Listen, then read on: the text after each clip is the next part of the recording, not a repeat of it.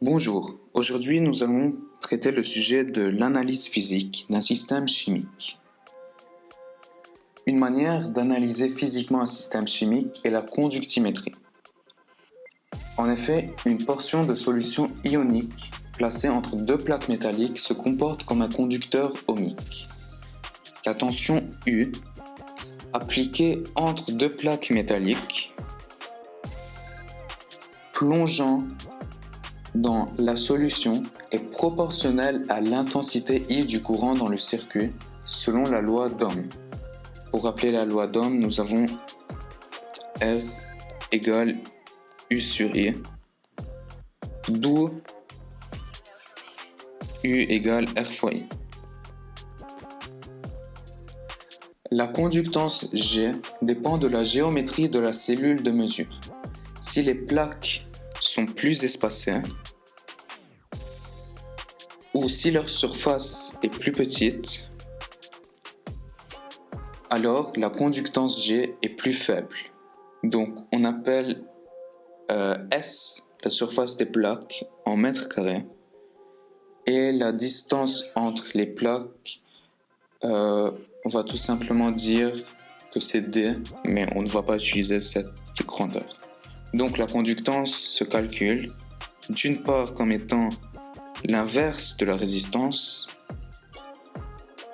et d'autre part elle peut se calculer, on va le voir plus tard, en relation avec la conductivité. Effectivement, la conductivité d'une solution est une grandeur caractéristique de la solution qui dépend de sa nature, de sa concentration et de sa température. En revanche, elle est indépendante de la cellule de mesure. La conductivité qu'on note en Siemens par mètre, alors que la conductance G se calcule en Siemens, eh bien la conductance ou la conductivité est égale à la conductance fois l'intensité sur la surface des plaques. La conductivité est aussi généralement calculée grâce à la conductance sur un coefficient ou une constante de la cellule qui est en mètres. Enfin, pour une solution suffisamment diluée qui contient des ions X1, X2 jusqu'à Xn, la conductivité petit sigma de la solution s'exprime selon la loi de Kohlrausch. Les valeurs des conductivités molaires ioniques étant fournies, la mesure de la conductivité permet de déterminer la valeur de la concentration de la solution. Donc la conductivité, à partir de la loi de Kohlrausch, peut être calculée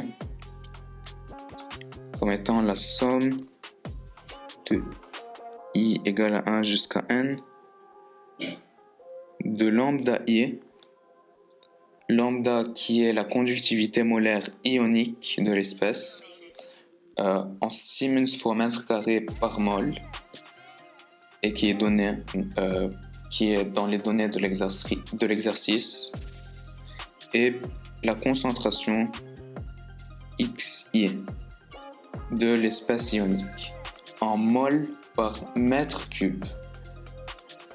Il faut noter que si la conductivité est en millisiemens par mètre, alors la concentration est en mol par litre.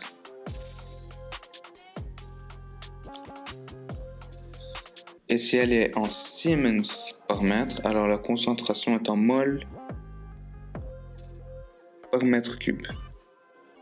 Maintenant, passons à l'analyse spectroscopique. L'analyse spectroscopique est une technique basée sur l'absorption de certains rayonnements par la substance à analyser. Un rayonnement incident de longueur d'onde connue traverse la substance étudiée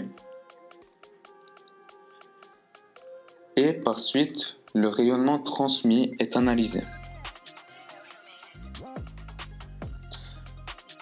On distingue la spectroscopie UV visible de la spectroscopie IR, car ces deux techniques utilisent des rayonnements de longueur d'onde différentes et fournissent des informations différentes. La spectroscopie UV visible utilise des rayonnements compris entre. Donc UV visible utilise des rayonnements compris entre 100 nanomètres et 800 nanomètres. Ces rayonnements peuvent être absorbés par les électrons de certaines liaisons moléculaires. Donc absorbés par les électrons. La couleur apparente d'une espèce colorée éclairée sous lumière blanche se déduit de son spectre dans le domaine du visible. Il s'agit de la couleur complémentaire du rayonnement pour laquelle l'absorbance est maximale. Sur un spectre UV visible, on représente habituellement l'absorbance en fonction de la longueur d'onde lambda en nanomètres. Et généralement, elle a une allure pareille. Où ici, nous avons lambda max et au sommet, nous avons l'absorbance maximale A max.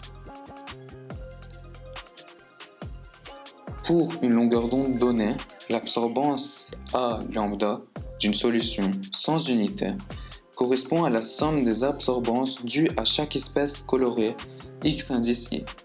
C'est la loi de Beer-Lambert. Donc tout d'abord, il faut savoir que nous pouvons calculer cette absorbance A lambda, donc A lambda, comme étant la somme de I égale à 1 jusqu'à n de deux façons différentes déjà. Nous avons premièrement, grâce au coefficient de proportionnalité à la longueur d'onde lambda, qui est noté K indice I lambda, fois la concentration de l'espèce XI en mol par litre. Elle peut aussi se calculer comme étant la somme allant de I égale 1 jusqu'à n de l'épaisseur de la cuve en centimètres, noté L, fois le coefficient d'absorption molaire à la longueur d'onde lambda, epsilon, indice I lambda, et qui a pour unité le litre par mol par centimètre, et puis tout ça multiplié par la concentration de XI. Aussi, il est bien de savoir que la transmittance se calcule comme étant le quotient de l'intensité de la longueur d'onde incidente sur l'intensité de la longueur d'onde transmise. Mais ceci, nous allons le voir plus tard pour la spectroscopie IR. En effet, la spectroscopie infrarouge utilise des rayonnements de longueur d'onde comprises entre IR entre 2,5 micromètres et 25 micromètres. Ces rayonnements permettent de faire vibrer les liaisons moléculaires. Donc, elles font vibrer les liaisons moléculaires. Sur un spectre IR, on représente habituellement la transmittance, que je viens de dire, en fonction du nombre d'ondes nu. Donc, on a la transmittance en pourcentage et le nombre d'ondes nu. Nu, qui est une lettre grecque et qui se calcule comme étant l'inverse de la longueur d'onde et qui est généralement en centimètres moins 1. Et donc, nous allons souvent nous donner un tableau avec les liaisons et les nombres d'ondes associés à ces liaisons, car en effet, sur un spectre IR, on analyse les bandes d'absorption pour identifier les liaisons et en déduire la présence de groupes caractéristiques. Donc généralement, nous avons des bandes fortes, des bandes larges, des bandes fines, faibles. Et donc, nous allons avoir un tableau qui nous donne toutes ces informations et grâce auquel nous allons pouvoir en déduire les molécules ou les atomes présents dans la molécule. Enfin, nous avons le dosage par étalonnage. Ceci consiste à déterminer la concentration d'une espèce en solution par comparaison avec une gamme de solutions de concentration connues. Pour réaliser la gamme de solutions étalons, on procède généralement par dilution à partir d'une solution mère, qui contient le même soluté que la solution à analyser. La concentration de l'espèce testée doit être comprise dans l'intervalle de concentration utilisé pour l'étalonnage. En fonction de la substance testée, on peut choisir de mesurer la conductivité, l'absorbance à une longueur d'onde donnée, la masse volumique ou d'autres caractéristiques physiques. Un dosage conductimétrique, ne concerne que les solutions ioniques, alors qu'un dosage spectrophotométrique, UV visible, concerne les espèces colorées absorbant dans le visible et les espèces incolores absorbant dans l'UV, donc les espèces colorées. La spectroscopie IR, toutefois, n'est pas utilisée pour réaliser des dosages par étalonnage au lycée. Cependant, le dosage par étalonnage a quelques limites.